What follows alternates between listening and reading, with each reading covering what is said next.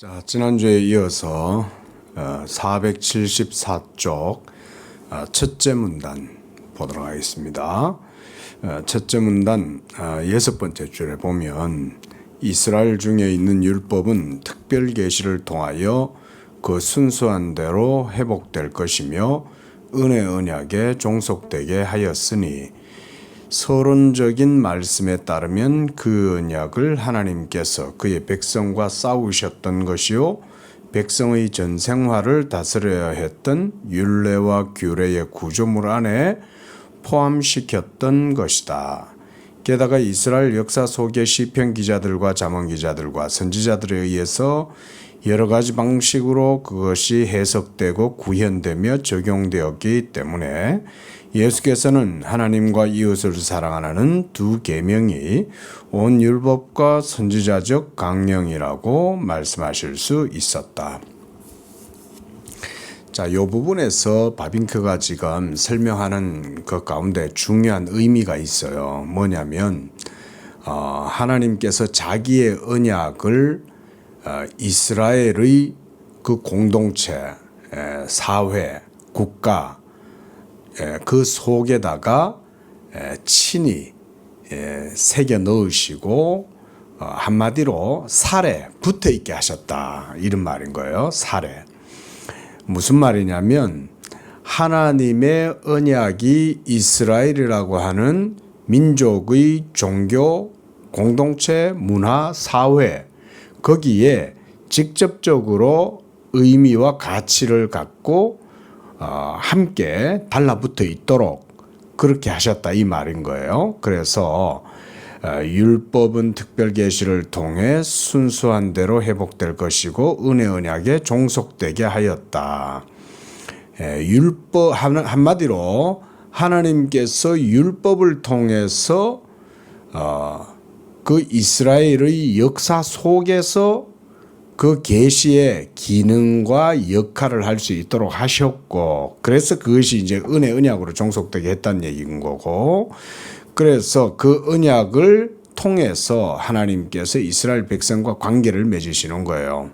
여기서는 그의 백성과 싸우셨던 것이다 이랬는데, 율법이 있으니까 하나님과 백성 사이에 자꾸 다툼이 일어나는 거죠. 율법이 없으면 하나님과 백성 사이의 관계는 아무것도 아니죠. 그런데 법이 생겨나고 나니까 백성들은 그 법을 지키지 못하고 불순종하고 범죄하고, 또 하나님은 자기가 세우신 그 법 때문에 범죄하고 불순종하는 백성들을 향하여 진노하시고 징계하시고, 이제 이런 관계가 이 가운데 생겨나는 거죠. 또 백성의 전 생활, 그러니까 이것은 말하자면 시민법뿐만 아니라 종교적이고 신앙의 모든 규율도 다 포함된 이스라엘 백성들의 삶의 전체 영역을 의미하는 거죠. 그 전체 영역에서 이 율법이 계속적으로 관계를 맺는 거죠. 하나님께서 이런 방식으로 율법을 통하여 자기의 언약을 이스라엘 백성의 살에 붙어 있게 하시고, 그로 말미암아 이스라엘의 전체 모든 역사의 시공간, 사회의 또 국가의 전체 영역 속에서 이 언약이 의미가 있고 가치가 있게 했다, 이런 의미입니다. 바로 이런 것들이 우리가 구약을 이해하는 데 있어서 아주 중요한 일종의 해석학적인 모티브라고 할 수가 있습니다. 이거는 신학을 하시는 분들은 아마 이 얘기를 하면 이해를 할 거예요. 구약의 율법 아래에서 살았던 이스라엘 백성들의 삶의 환경, 컨텍스트, 그건 오늘날 예수 믿음으로 살아가는 신약에 더군다나 할례도 없고 이방인들이었던 우리들이 믿음으로 살아가는 컨텍스트와 비교해 보면 형식적인 면에 있어서, 물론 본질적인 면에서는 같죠. 하나님의 언약이 우리 속에 있는 것과 같지만 이제 경륜적으로 보면 여러 가지의 차이들이 있죠. 일단 첫째로 그들은 율법 아래에서 생활했고, 그래서 율법 행위를 따라서 하나님과의 언약의 관계가 이루어지도록 하나님께서 섭리하신 것이고, 그래서 여기서도 보면 그 언약을 하나님 은혜 언약에 종속되게 했다. 율법이 뭐 이렇게 이제 표현을 하는 거고, 그다음 백성의 전 생활을 다스려야 했던 율례와 규례의 구조물 안에 포함시켰다. 요건 이제 번역을 이렇게 하신 것 같아요. 그러나 뭔 말인지는 이해가 돼요.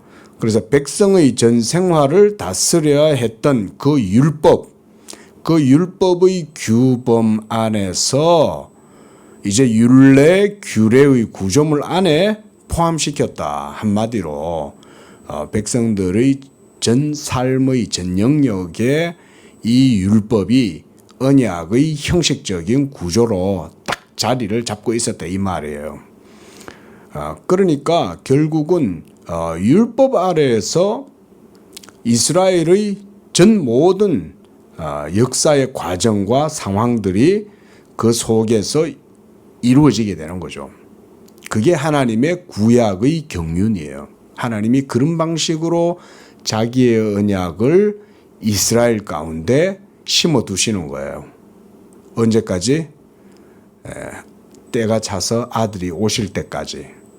그리고 아들이 그 모든 율법의 의를 자기의 몸으로 성취하고 율법의 마침이 될 때까지, 그때까지는 하나님이 이 율법을 이스라엘 가운데 두시고 옛 백성들을 율법 아래에서 섬기도록 하신 거예요. 그게 경륜이에요. 그게. 자, 지금 바빙크가 그 얘기하고 있는 겁니다. 이런 것들을 우리가 이제 이해를 해야 돼요. 그래서 그 다음에도 보세요. 그걸 이제 조금 더 구체적으로 설명을 해놨어요. 게다가 이스라엘 역사 속의 시편 기자들과 잠언 기자들과 선지자들에 의해 여러 가지 방식으로 그것이, 그러니까 율법이 해석되고 구현되고 적용되었기 때문에 예수께서는 하나님과 이웃을 사랑하라는 이 두 계명이 온 율법과 선지자의 강령이다. 그러니까 율법의 본질을 따라서 이제 거기에 시편 기자들이나 잠언 기자들이나 선지자들이나 이런 모든 사람들이 율법을 따라 성경을 해석하고 그것을 자기들의 삶의 규율이나 규범이나 가치로 받아들여서 해석하고 이런 식으로 했다 이거예요. 굉장히 중요한 거죠. 제가 이런 부분들은 앞서 우리가 했던 것 중에서도 제가 그런 얘기를 했고요. 제가 개인적으로는 우리 교회에서 이사야서를 제가 강론하면서 이제 선지자들이 전했던 메시지는 뭐냐? 그들은 율법을 해석한 거다. 제가 이런 말씀들을 많이 드렸는데 바빙크가 지금 그 얘기하고 있는 거예요. 잠언서의 내용은 율법하고 관계없는 내용이 아닙니다. 율법의 교훈 아래에서 나온 게 잠언이에요. 그럼 시편은 뭘까요? 그저 단순하게 그냥 우리가 무슨 무슨 이상이라는 분이 시를 지었다. 윤동주 씨가 서령주 씨가 시를 지었다. 그런 시가 아니죠. 그게 아니라 율법으로 말미암는 성령께서 감화하셔서 율법의 그 깊은 의미들을 깨닫게 해주는 거예요. 그래서 율법이 증거하는 바는 그리스도다. 그래서 성령이 율법 안에 있는 그런 그리스도에 대해서 이 시편 기자에게 감화하셔가지고 그 시편, 그 율법의 말하자면 증거다 이렇게 할 수 있겠죠. 그 율법의 증거를 깨닫도록 해주시는 거예요. 자, 이런 게 바로 시편 기자, 잠언 기자, 선지자들에 의해서 여러 가지 방식으로 해석되고 구현되고 적용된다. 전부 다 율법을 이렇게 이제 구약 시대 때는 한 거예요. 자, 예수님도 그래서 이 구약의 모든 율법을 한마디로 딱 최고 강령으로 요약한 게 바로 사랑이다 이거죠. 하나님을 사랑하고 이웃을 사랑하도록 한 거. 그게 율법 전체의 강령이다. 이렇게 딱 말씀을 하셨던 거죠. 두 번째 문단입니다. 그리고 그리스도께서 구약의 모든 구원의 약속들을 성취하셨을 때 율법을 폐하신 것이 아니라 그 모든 율법이 요구하는 바 의를 이루는 것이 그리스도의 사역이었다는 거예요. 자, 앞에서 우리가 율법을 방금 봤어요. 그렇죠? 구약 시대 때 있었던 그 모든 율법의 경륜, 하나님의 사역, 섭리가 이제 예수 그리스도로 말미암아 성취되어서 그 약속이 성취되고, 그렇게 함으로써 율법을 폐한 게 아니라 그 모든 일을 완전케 하셨다. 우리가 이걸 마태복음에서 예수님 말씀하셨죠. 내가 율법이나 선지자를 폐하러 온 줄로 생각지 말라. 완전하게 하러 왔다 그랬어요. 완전하게. 그 완전함은 율법의 문자, 죽이는 문자에서 이제 살리는 영으로서 그리스도께서 자신의 몸으로 그걸 이루셨다. 그 말인 거죠. 자기의 죽으심과 살리심으로. 자, 이 부분에서 제가 중요한 교훈입니다. 한번 정리를 한번 해봅시다. 먼저, 자, 바빙크는 지금 이제 율법에 대해서 우리가 그래서 늘 말씀드리지만 바빙크의 율법의 이해를 잘 해야 됩니다. 바빙크 같이 탁월한 신학자가 율법을 어떻게 보느냐라고 하는 것은 그의 언약 신학의 특징이 어떤 것이냐를 보여주는 것이고, 그의 언약 신학을 이해하는 것은 결국 율법을 어떻게 이해하느냐에 달려 있는 거예요. 물론 율법과 복음의 관계 속에서도 우리가 그 전망을 해야 되겠죠. 지평을 그 속에서 이제 펼쳐보고 관점을 취해야 되지만은 먼저는 율법인 거예요. 율법. 자, 다시 한번 설명해 보겠습니다. 구약 시대 때 하나님께서 이스라엘 백성들로 하여금 율법 아래에 있게 하셨죠. 그렇죠? 이스라엘 백성들이 율법 아래에서 하나님을 섬기게 하였던 거예요. 그러면 이제 이들의 역사가 전개되겠죠. 역사 전개. 자, 이 역사 전개의 과정 속에 이제 하나님의 섭리가 드러나겠죠. 그렇죠? 그래서 이 구약의 율법의 역사가 이스라엘의 그 민족의 종교와 사회와 문화, 전 삶의 영역에서, 이건 이제 전 삶의 영역이죠. 전 영역이죠. 이 가운데에서 이제 펼쳐지는 거예요. 펼쳐지면 그 펼쳐짐을 통해서 뭐가 드러나겠어요? 하나님의 섭리가 드러나겠죠. 그리고 하나님의 목적, 경륜, 작정, 이것이 이제 같이 드러나는 겁니다. 이 율법이 이제 이런 걸 보여주는 거예요. 자, 그럼 선지자들은 뭐라는 거냐면, 선지자들은 바로 율법으로 말미암아 이스라엘의 언약의 역사 속에서 전개되어져가는 그 모든 사건들이나 의미들을 이렇게 해석하는 거예요. 하나님의 섭리와 경륜 작정으로 선지자는 해석하는 거예요. 구약을 이해하는 데 있어서 굉장히 중요한 이해입니다. 성경적인 이해. 선지자뿐만 아니라 시편 기자도 포함됩니다. 시편 기자도 엄밀히 말하면 선지자적인 역할을 하는 거예요. 그 다음 뭐 잠언, 우리가 말하는 소위 이제 그 시가서, 시가문학 뭐 이러잖아요. 잠언, 전도서. 자, 그런 것들도 다 포함되는 거예요. 자, 이런 것들이 다 뭘 보여주냐? 결국은 그 속에서 이게 전부 다 율법 아래에 매달려 있는 거예요. 그래서 율법을 해석하는 거예요.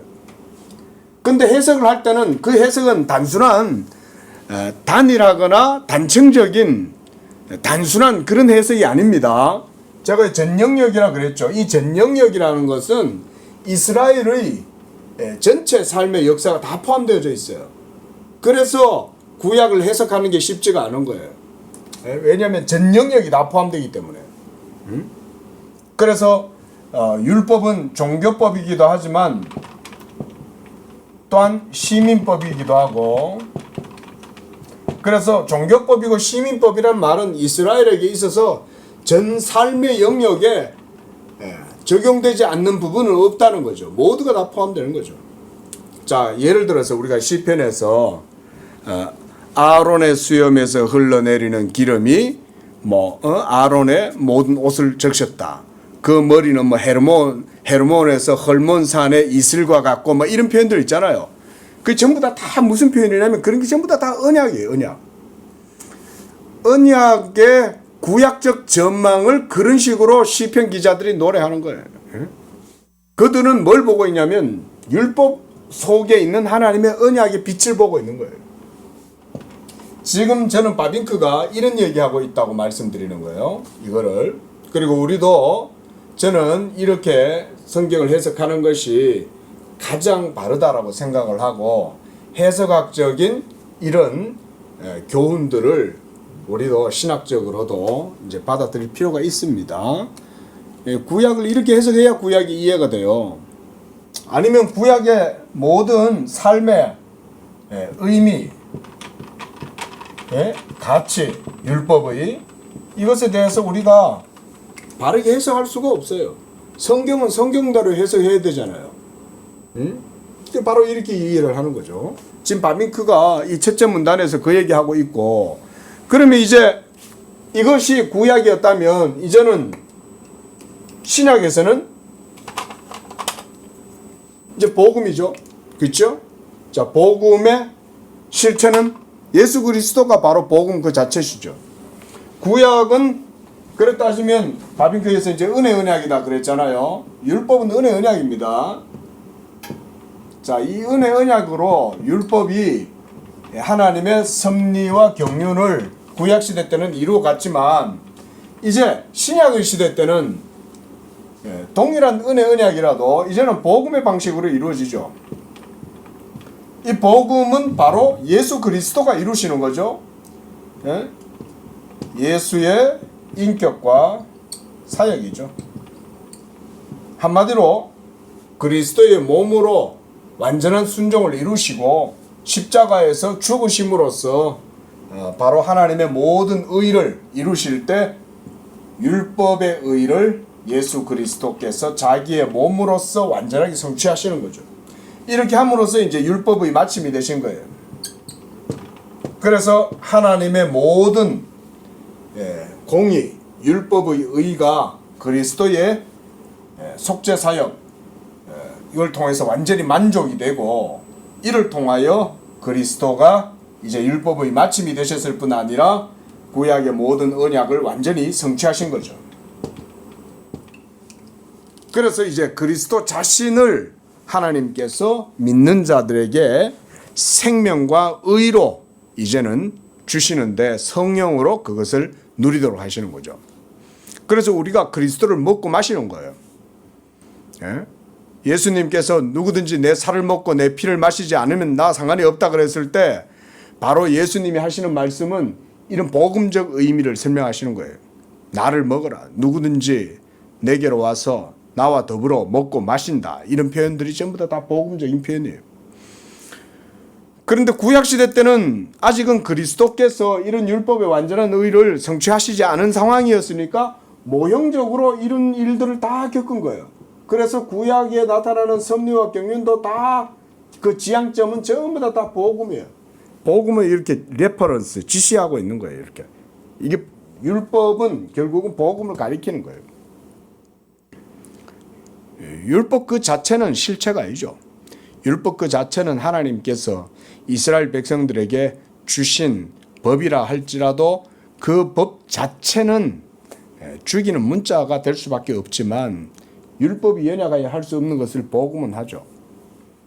예수 그리스도께서 자기의 몸으로서 완전한 하나님의 의를 만족시키고 그를 통하여 언약이 성취됨으로써 이제는 그 언약의 생명을 믿는 자들에게 주시고 의를 주시고 그렇게 하심으로써 이 율법의 마침이 되신 거죠. 자, 요런 내용들을 제가 조금 말씀을 드리면서 공부니까요. 이렇게 말씀을 드리는 거예요. 그래서 한번 읽어봅시다. 그 다음 문단 474쪽 두 번째 문단. 그는 완전한 순종의 길을 걸으셨고 성령 안에서 능력을 보내시사 제자들이 그것으로 율법의 모든 계명대로 원리에서부터 행할 수 있도록 하셨고 그렇게 하고자 하셨다. 전 복음이 지향하고 있는 것은 율법의 의가 육체를 따라 행하지 아니하고 성령을 따라 행하는 자들 안에서 성취되는 일이라 말할 수 있다. 중생한 자의 신령한 생활이 도덕 생활의 회복에 도움이 되고 있다. 사도들이 규칙적으로 그들의 서신들을 결론하는 긴 권고의 말들은 여호와의 거룩한 율법의 확장이요 적용이다. 자, 요거는 굉장히 중요한 표현이에요. 지금까지 바빙크가 이제 논의한 것, 성화의 주제를 논하면서 하나님의 계명, 바로 그 계명과 함께 계속 또 논했던 게 권고잖아요. 라덴, 이 권고, 충고, 조언 이거를 이제 설명을 계속 지금 하고 있는 거거든요. 그런데 그걸 지금 여기서 일종의 이제 정리하는 표현이라고 할 수 있어요. 이것은 자, 다시 보세요. 사도들이 규칙적으로 그들의 서신들을 결론하는 긴 권고의 말들은 여호와의 거룩한 율법의 확장이고 적용이다. 자, 그 엄밀히 말하면 하나님의 구약에 부여하신 그 율법 이외에 추가적으로 더 어떤 의미의 계명이나 이런 것들이 들어갈 필요가 없어요. 그리스도께서 완전하게 모든 율법을 마쳤는데 뭐가 더 있겠어요? 그런데도 사도들은 신약 성경을 보면 사도들은 권고나 조언이나 충고를 하죠. 그렇죠? 라덴. 그래서 하는 것들이 주로 이런 것들이죠. 서로 입맞춤으로 사랑하라. 서로 용서하라. 서로 자기의 짐을 질 뿐 아니라 타인의 짐도 지라.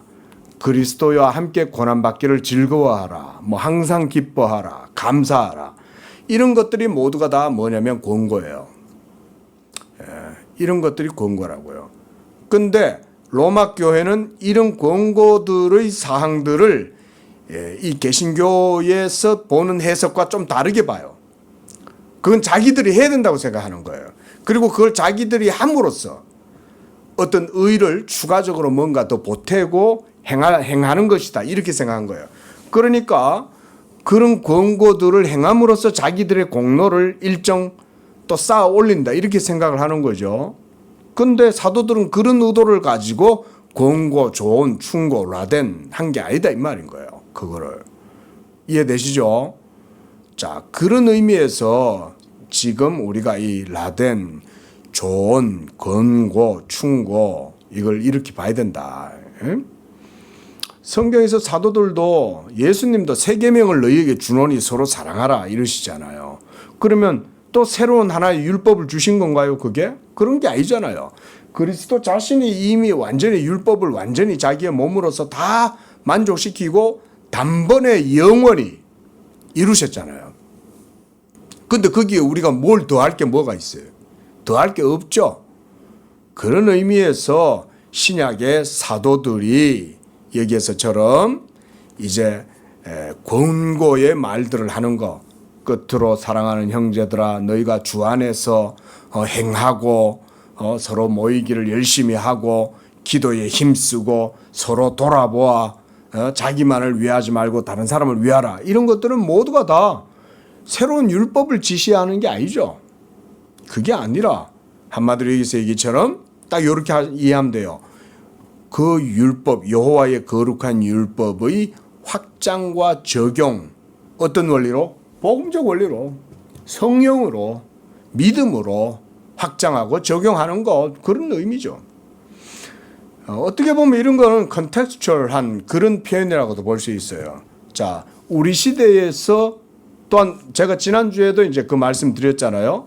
복음의 상황화라는 영역이 있어요.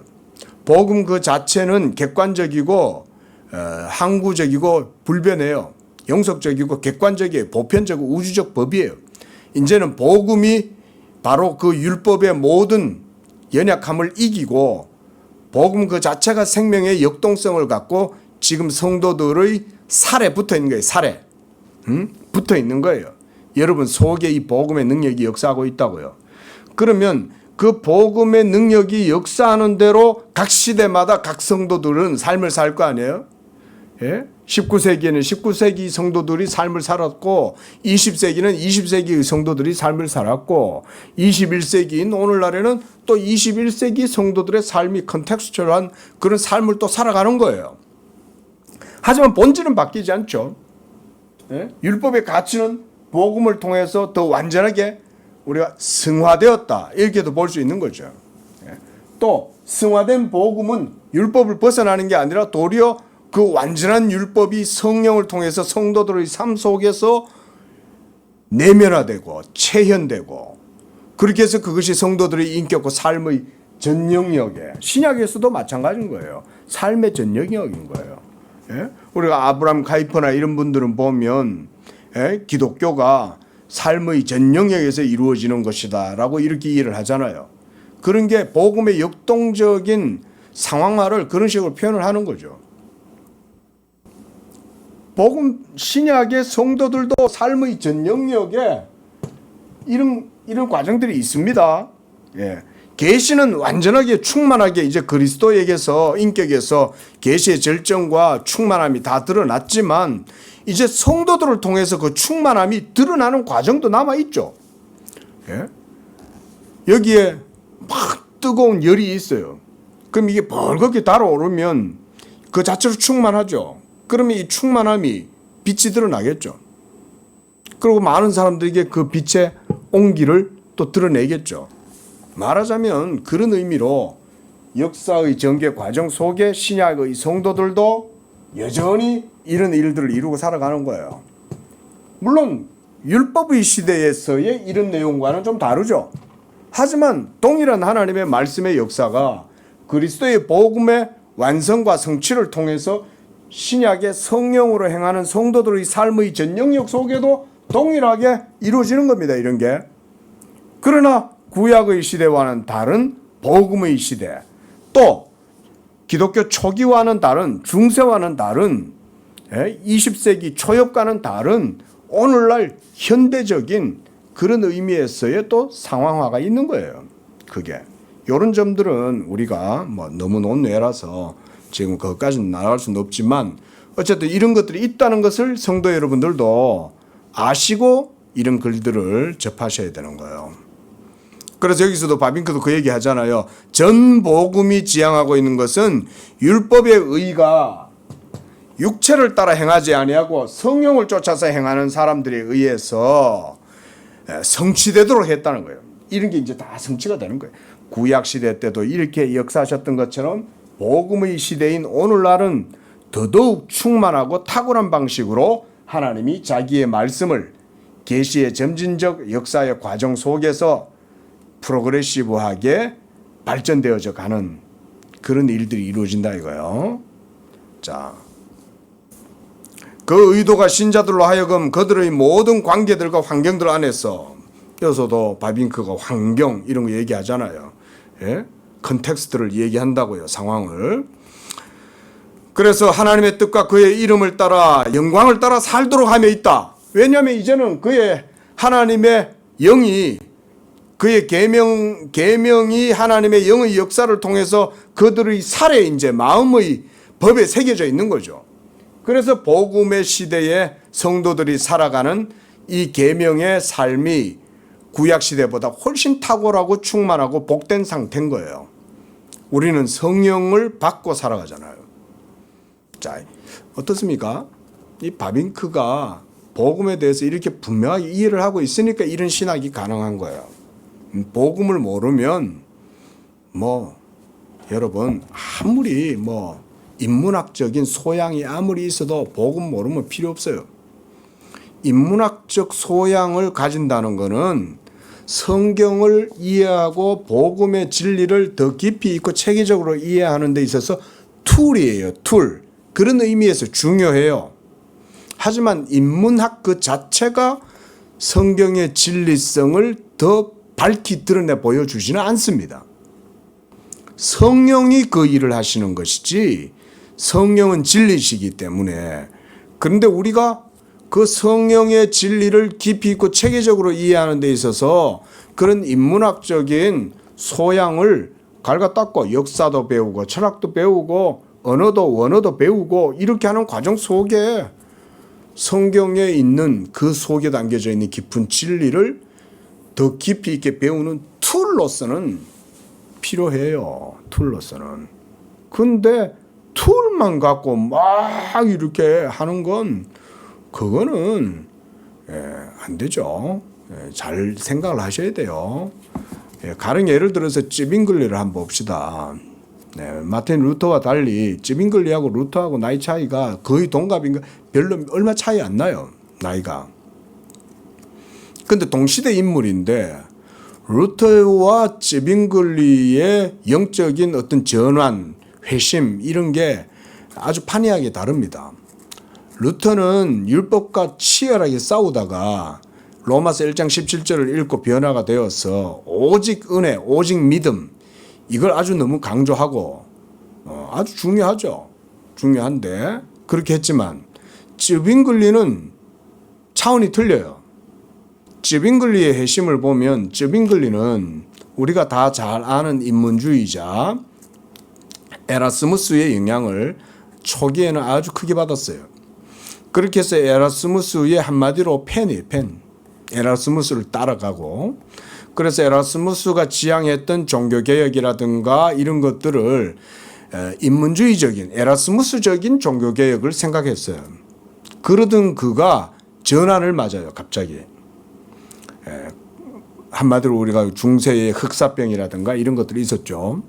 그런 일들을 겪고 자기 동생도 죽고 이러면서 자기 자신도 죽음의 문턱까지 갔다가 기적적으로 살아난 거죠. 죽지 않고. 근데 그때 그가 저는 하나님의 섭리였다고 생각합니다. 하나님께서 깊은 스월의 밑바닥까지 보게 하신 거 아닙니까? 그 스월의 밑바닥까지 쭉 경험했던 찌빙글리가 다시 정신을 차렸을 때는 에라스무스에게서 더 이상 흥미를 느끼지 못하는 거예요. 왜냐하면 하나님의 의로우심과 하나님의 법이라든가 이런 것들이 자기가 생각할 때는 이게 에라스무스가 제시해 주는 그런 도덕적 어떤 윤리적 기독교보다는 훨씬 깊은 하나님의 말씀의 진리성이 있다는 걸 그가 깨달은 거예요. 그게 찌빙글리의 핵심에 있어서 아주 중요한 내용이에요. 그러고 나서 그는 성경주의자가 됐어요. 인문주의자에서 성경주의자로 바뀌었다고요. 아드폰테스가 굉장히 중요하죠. 아드폰테스가 중요하지만 아드폰테스는 그렇게 따지자면 문자죠. 응? 우리가 뭐 현악의 해서다 이런 말도 하잖아요. 글이 아무리 아름답고 미사역으로 쓰는 레토릭이 아무리 유창해도 사람에게 생명을 줄 수는 없죠. 영적 확신을 줄 수 없고 확실함을 줄 수 없어요. 그런데 찌빙글리는 그 깊은 수렁을 통과하고 난 다음 성경에서 빛을 본 거예요. 이게 찌빙글리 회심에 있어서 굉장히 중요한 사건이에요. 그런 찌빙글리가 그때부터 진정한 종교에 대해서 관심을 갖고 그가 성경에 천착하기 시작해요. 그러면서 찌빙글리는 성경 원어에도 관심을 가졌어요. 자, 뭐가 먼저입니까? 성경의 빛이 먼저 있었어요. 그런 다음 그것을 더 체계적이고 바르게 해석하고 이해하기 위해서 한마디로 고전 원문에 대한 그런 지식도 필요하다 그랬던 거죠. 툴입니다. 툴. 중요한 건 성경의 증거를 먼저 받아들이고 아는 게 더 중요해요. 여러분 라틴어 잘한다고 신학 잘하는 거 아닙니다. 신학을 잘해야 라틴어를 잘하는 거예요. 응? 저 성당에도 가면 라틴어 많이 해요. 신부님들도 성염 선생님도 라틴어 잘해요.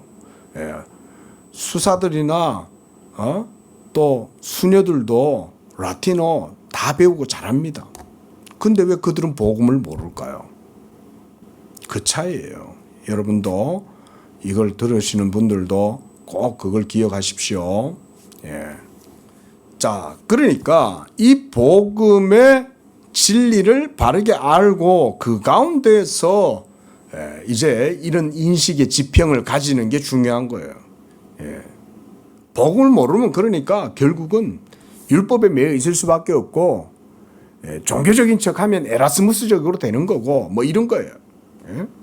근데 찌빙글리처럼 하나님께서 깊은 수렁에서 하나님께서 건져내시면 그때 성경의 빛을 보고 그렇게 해서 바른 신학을 할 수 있게 되는 거예요. 그런 점이 있다는 걸 아셔야 돼요.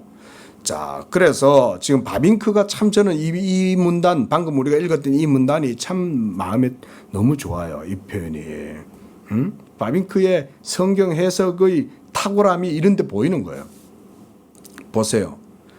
자, 그 의도, 그러니까 이 율법을 확장하고 적용하고자 하는 이런 의도가 신자들로 하여금 그들의 모든 컨텍스처럴한 상황 속에서 하나님의 뜻과 그의 이름의 영광을 따라 살아가도록 해주는 것에 있다는 거예요.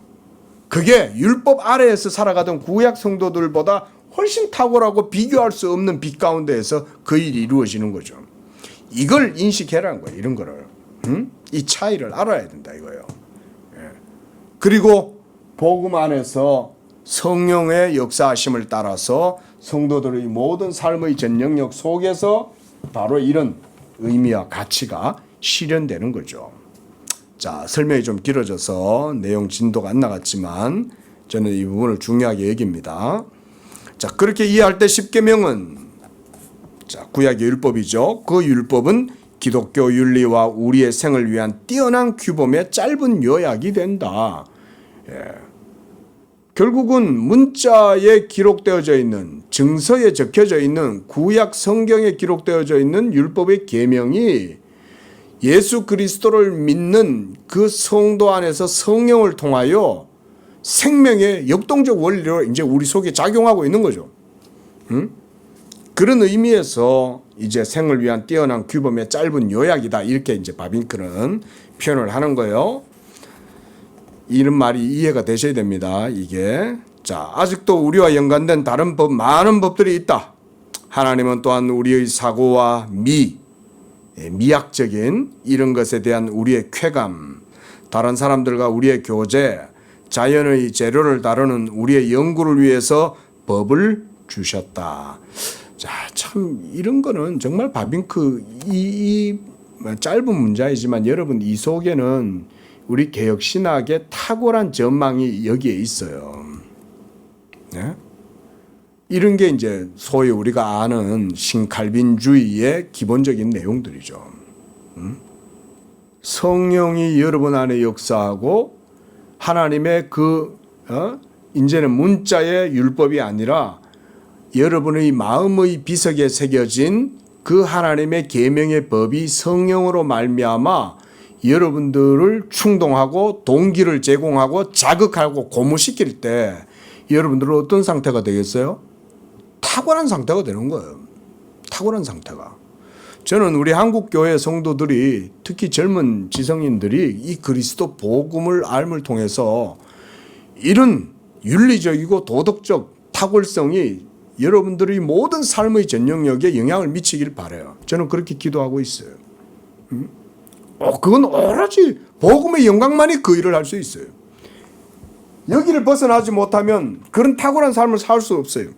하지만 예수 그리스도의 복음, 이 복음의 탁월함과 충만함과 영광을 성령을 통하여 믿음으로 인식하고 그걸 체험하는 사람은 그런 복된, 여기서도 바빙크는 이렇게 놨죠.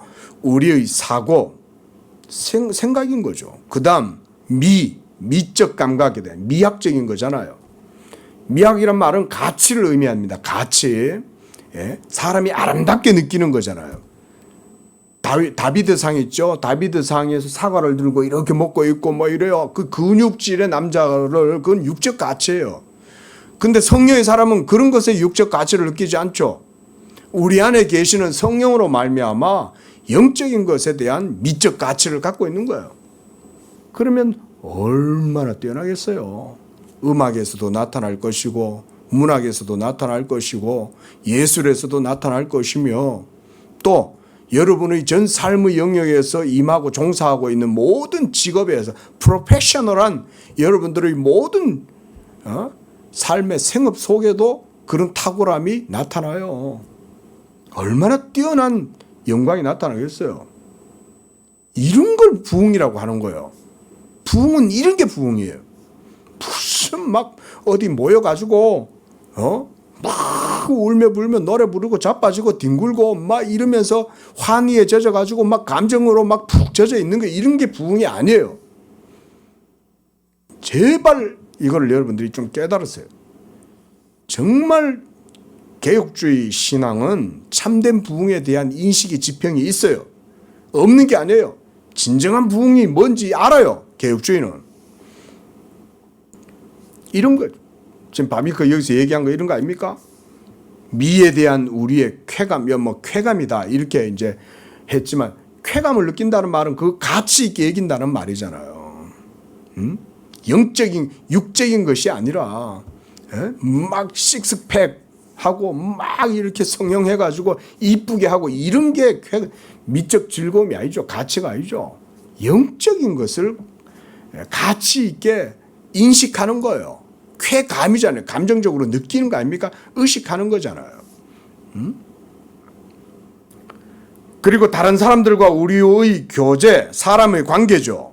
그리고 자연의 재료를 다루는 우리의 연구. 그래 따지면 자연과학이든 컴퓨터든 요즘 모든 영역이 다 전 영역이에요. 전 영역. 개혁주의의 부흥은 전 영역에 다 연결되어져 있어요. 삶의 전체 체계로서의 기독교, 아브라함 카이퍼가 그런 식으로 인식을 하잖아요. 저는 그런 기독교적 부흥이 우리 한국 교회 가운데 다시금 소생하고 일어났으면 좋겠다. 여러분도 그렇게 기도하십시오. 자, 좀 더 보겠습니다. 그는 모든 피조물과 하늘과 땅, 태양과 달과 별들, 낮과 밤, 여름과 겨울, 씨 뿌리는 시기야 수확 시기에 대한 질서들을 정하셨다. 이 전부 다 하나님의 율법을 통해서 규정된 세계의 질서죠. 이런 건 이제 피지컬한 만물의 모든 존재자들의 질서예요.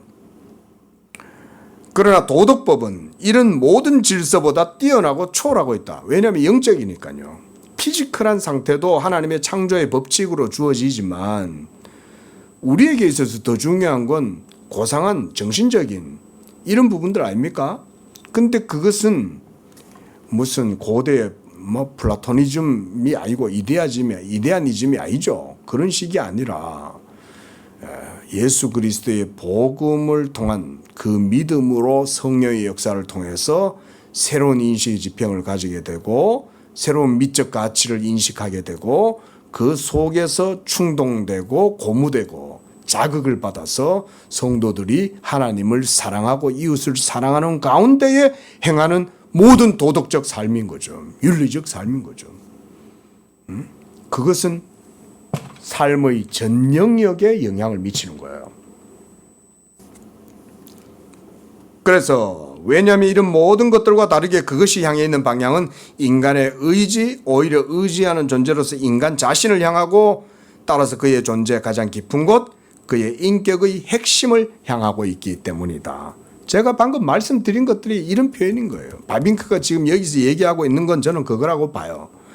예? 한마디로 우리 안에 있는 생명의 역동성, 그 본질은 바로 복음의 그 영광과 충만함을 인식함을 통해서 이루어지는 거죠. 그게 우리 안에서 이루어지는 거죠. 우리 안에서.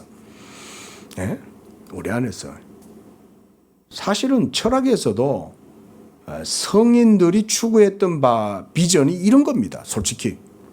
그렇다고 제가 이걸 동양 철학이다, 서양 철학이다, 소크라테스를 여기로 불러들이는 게 아니에요. 그런 게 아니라 원래 진짜 중용은 예수 복음으로 변화된 사람만이 진짜 중용을 힘쓸 수 있어요. 중용을 이루고자 하는 사람들은 여기에 있어요. 여기에. 근데 할 수 있습니까? 율법은 할 수 없어요. 율법을 인식하는 것과 율법을 행하는 건 다르죠.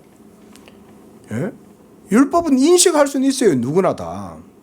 그거는 미물들도 인식해요. 율법은.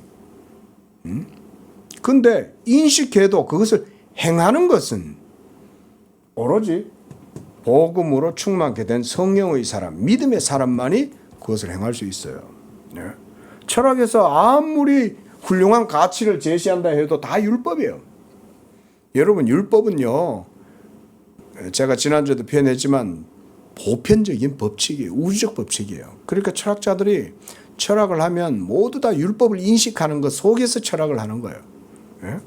그 속에서 철학으로 시대를 해석하고 나름대로 어떤 인문학적인 그런 결과들을 생산해내는 거죠. 하지만 그것은 사람을 살릴 수 없어요. 자, 가령 예를 들어서 사회주의다, 공산주의다. 철학에서 배태되었죠. 유물론적 역사관 속에서 공식이 나온 거 아니에요? 그런 유물론적 역사관의 공식이 철학에 의해서 생성되고 나왔을 때 하나의 패러다임, 세계관을 만들어버린 거 아니에요? 근데 그게 처음에는 다 잘 먹고 잘 살자고 한 거 아니에요? 예? 특권층들만, 부르주아지들만 그런 식으로 살지 말고 공평하고 정의롭게 노동한 만큼 다 그래 살자. 좋은 의도로 그렇게 했죠. 이걸 인식했지만 이걸 행할 수는 없었죠. 결국 어떻게 됩니까? 어리석게 돼버린 거죠. 사도 바울도 로마서에서 저희들이 하나님을 인식하지만 피조물이 험한데 굴복하는 것처럼 그들도 전부 다 그렇게 돼버렸다 그러는 거죠. 인간은 할 수 없어요. 그걸 율법이 보여준 거예요. 그걸 할 수 없다는 거를. 하지만 그리스도만이 자기 몸으로서 인격으로서 사역으로서 율법을 성취하고 그래서 하나님의 완전한 의를 충족시키고 그것을 통해서 이제 그리스도의 나라가 이 땅 가운데 이루어지고 하나님의 택한 백성들 가운데 성령이 역사하셔서 생명의 역동적 역사 이런 것들이 진리를 통해서 이루어지도록 하시는 것 그게 하나님의 섭리고 역사고 신약의 이런 거예요. 신약의 섭리고 작정이고 경륜이에요. 이게 신약의 그런 겁니다.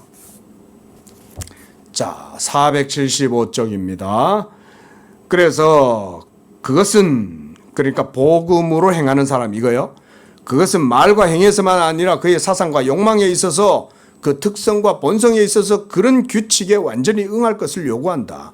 율법은 신령하다. 하늘에 계신 아버지의 온전하심 같이 우리도 온전해야 한다. 십계명 안에서 율법은 죄와 뿌리의 정욕까지 감찰하고 다 드러내는 거죠. 율법이 정미하니까. 그리고 이것은 역시 하나님 앞에서 죄책과 부정함을 선포한다.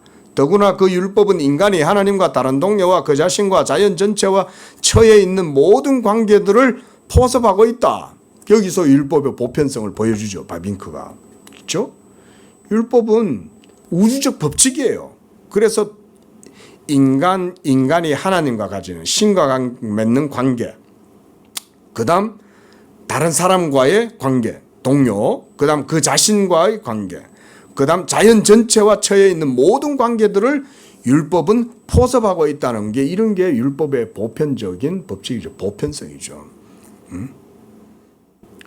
하나님과의 관계는 그의 존재와 그의 섬김과 그의 계시와 그의 날과의 관계이고 다른 동료들과의 관계는 그들의 다양한 지위와 신분, 생과 덕과 소유와 관계요. 자신과의 관계는 자신의 이성의 진리성과 그 마음의 수수성과의 관계이요. 그를 둘러싼 전 자연과 그의 직업과 직책과 직업, 그의 노동과 오락, 창조된 전 유기체와 무기체와 그런 모든 관계가 율법의 보편성 속에 다 포섭되어져 있다는 거예요. 그게 율법인 거예요. 그래서 사실은 엄밀한 의미에서 성경적 의미에서 노머스, 율법은 기독교에만 포함된다고 보면 안 돼요. 제가 좀 전에 철학자들도 율법 붙들고 철학한다 그랬죠. 물론 저의 그런 표현을 철학자들은 아마 인정 안 할 겁니다. 특히 뭐 니체 같은 사람은 아주 경멸하겠죠. 저주하고. 예? 근데 그렇지 않아요. 여러분, 율법의 보편성은 하나님의 법칙이기 때문에 니체가 아무리 부정한다고 해서 그게 없어지지 않습니다. 아니 중력이 작용하고 있는데 중력 없다고 막 자기 혼자 중력에 거슬러서 살겠다 그런다고 살 수 있습니까? 딱 그런 거예요. 딱 그런 거예요. 철학자들이야 율법 이르면 그런 말 자체도 경멸하고 싫어하겠지만, 아니 그러면 율법 없이 한번 살아봐봐요. 되나? 어? 율법이 모든 자연 만물의 질서도 붙들고 있는데 그럼 그거 벗어나서 혼자 살 거예요 그러면? 그렇게 할 수 없다는 거죠. 지금 바빙크가 바로 이런 하나님의 말씀, 계시에 대한 깊은 전망을 보여주는 겁니다. 여러분 우리가 이런 거 이제 그래서 뭐 바빙크를 그래서 뭐 보편성의 신학자다 뭐 이렇게도 이제 어떤 분은 표현도 하시는데 뭐 틀린 말 아닙니다. 맞는 말인데, 자 어쨌든 이제 뭐 신칼빈주의의 특징이다 또 이렇게도 표현하지만 저는 꼭 그렇게까지 규정을 할 필요는 없다고 봐요. 하나님의 말씀 자체가 전 우주적인 건데, 그렇죠? 물이 바다를 덮음 같이 빽빽하게 온 세계에 하나님의 말씀이 뒤덮고 있는데 그 물에서 자유로운 게 있어요? 그리고 그런 부요한 모든 관계에서 마찬가지로 그런 내적 관계에서도 도덕법은 인간이 무슨 일을 하든 하나님의 영광을 위해서 해야 할 것을 요구하고 있다. 성령 충만한 사람, 믿음으로 사는 사람, 그들은 당연히 하나님의 영광을 인식하니까 그 인식함 속에서 모든 생애를 추구하겠죠. 모든 삶의 전 영역에 들어가서 미학적 기쁨을 갖고 막 동기를 가지고 일을 하겠죠. 근데 그 왜 일을 해요? 왜 그렇게 동기를 가지고 막 열정적으로 일을 하겠어요? 하나님 영광을 위해서 하는 거죠. 그런 게 부흥이라니까요. 그게 부흥이에요. 그렇게 되도록 우리가 인식하고 기도해야 돼요. 여전히 율법을 인식하고 행하는 것에 있어서 한계가 있듯이 복음도 사실은 마찬가지예요. 하지만 차원은 틀려요. 복음도 복음의 영광을 인식하고 그 인식하는 대로 살아가기 위한 실천성, 프락시스가 이루어지려면 성령의 능력이 있지 않고서는 불가능합니다. 성령을 쫓아서 행하는 자들, 사랑으로 역사하는 믿음, 바로 이런 삶을 살려면 여전히 오늘날도 성령의 사람도 성령으로 행해야 되는 거예요. 하지만 율법 아래 있었던 시대의 성도들과는 그 광도, 수준은 엄청난 차이를 가지는 거죠. 비교할 수 없을 정도로 하늘의 해와 달이 그 광도에 있어서 차이가 있는 것처럼 그렇게 큰 겁니다. 자, 그 다음 문장 보겠습니다. 475쪽 셋째 문단.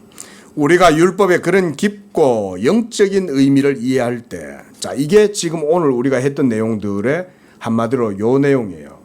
바비가 지금 앞서 계속 이거 얘기한 거예요.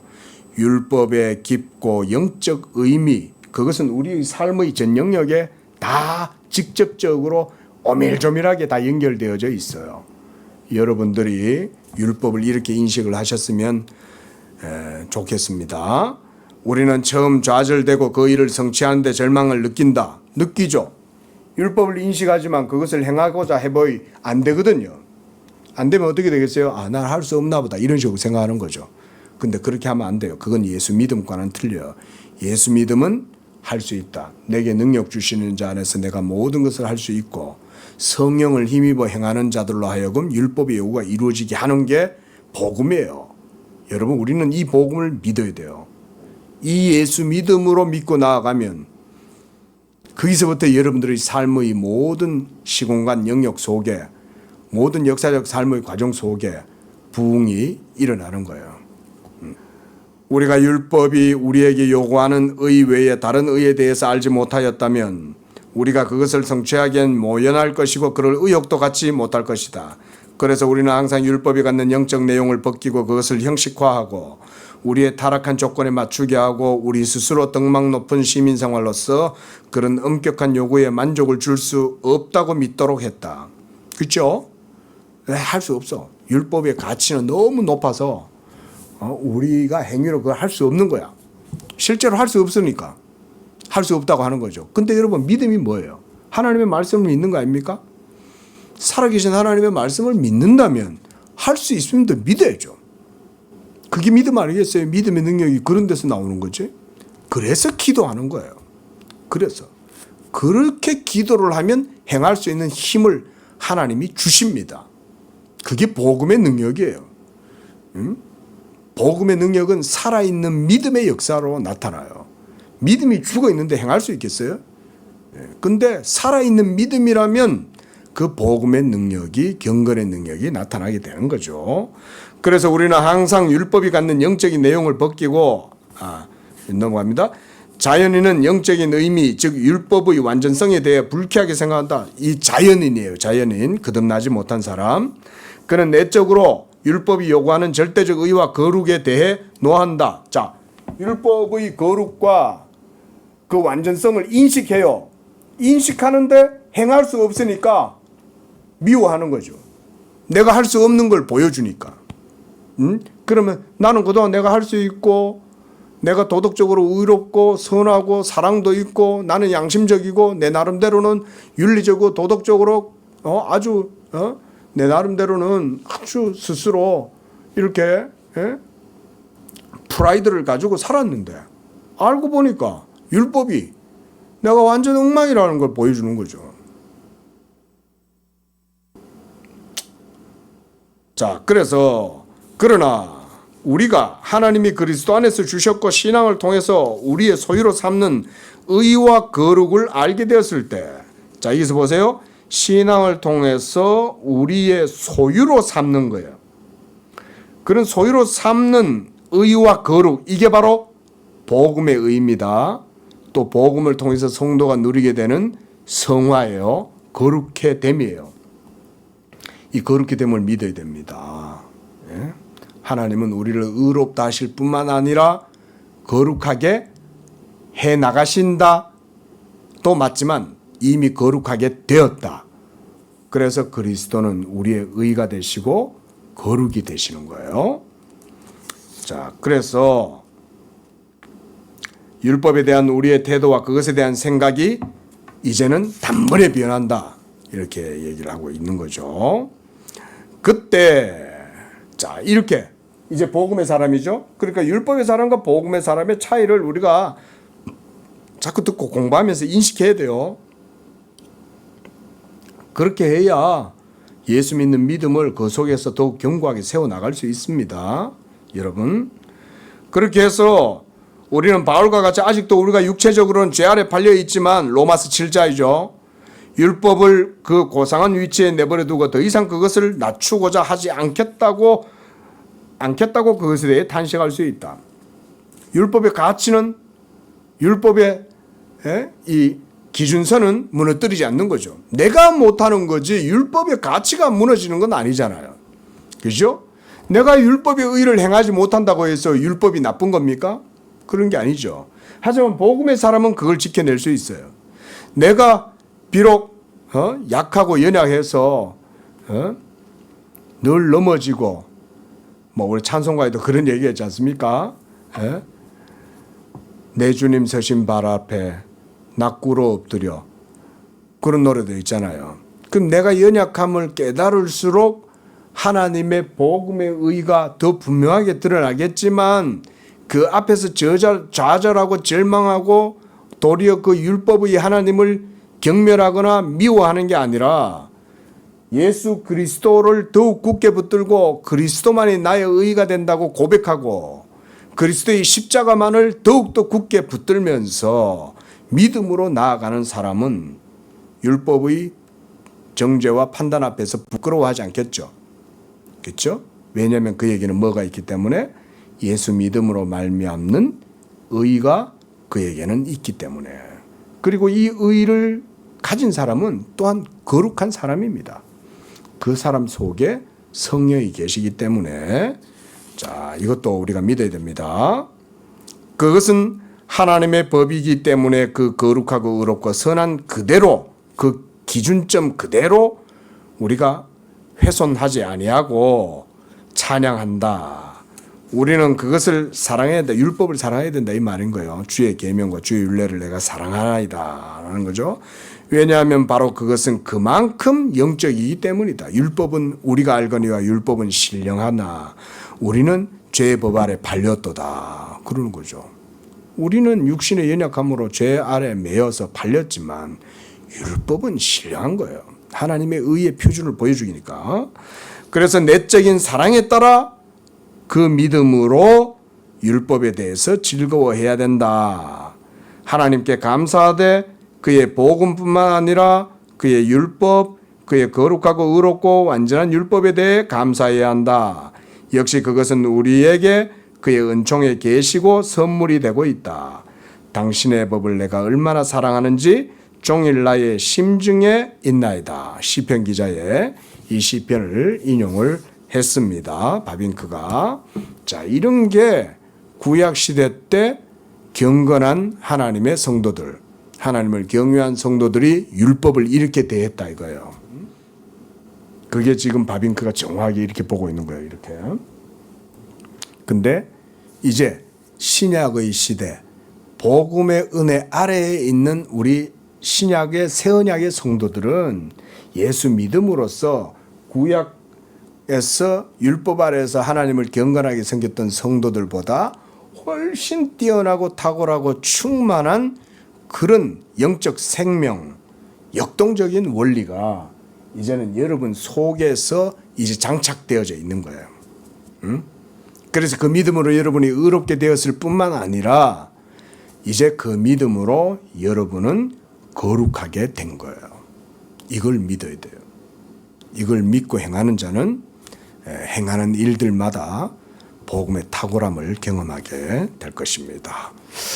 오늘 내용은 아주 중요하고 바빙크가 특별히 이 율법에 대해서 성경적으로 아주 잘 보여주는 대목들이에요. 물론 뭐 다른 데도 다 마찬가지긴 한데 이런 바빙크의 노모스 이거를 우리가 깊이 인식을 하는 게 필요합니다. 기도하겠습니다. 자비로우신 하나님께서 우리의 의가 되시고 하나님이 하나님 되심으로 인하여 찬양하고 감사를 드리며 영광을 드립니다. 죄로 말미암아 죽었던 우리들을 그리스도 예수 안에서 그리스도와 함께 십자가에 못 박고 또한 그를 살리심과 함께 우리도 그와 함께 살리시고 이제 예수 믿는 자들로 하여금 성령으로 행하게 하사 하나님의 율법의 요구가 이루어지는 복된 삶을 살게 하시고 더 이상 율법으로 우리를 저주하거나 징계하거나 진노하시는 것이 아니라 도리어 그 율법을 통해서 우리가 하나님을 사랑하게 하시고 그것을 통하여 우리의 삶의 전 영역 속에서 하나님의 계명의 법을 실현하고 그것을 통해서 하나님의 나라가 우리의 삶의 전인격과 영역 가운데에서 이루어지도록 하게 하시니 감사드립니다. 이 모든 것은 다 하나님의 영광을 위하여 행하라고 하심인 줄로 믿습니다. 우리 양재교회뿐만 아니라 하나님이여 이 한국교회도 축복하여 주셔서 이러한 온전한 예수 믿음과 그 가운데 성령을 통해서 한국교회에 참된 부흥의 역사가 일어나게 하시고 부흥의 열매가 많이 맺혀서 하나님의 영광의 충만함이 드러나고 복음의 영광을 통하여서 하나님의 의로우심과 아버지 하나님 이것을 통한 참으로 하나님 나라의 큰 능력과 영광이 나타나는 역사가 있도록 축복하여 주시옵소서. 예수님의 이름으로 기도합니다. 아멘.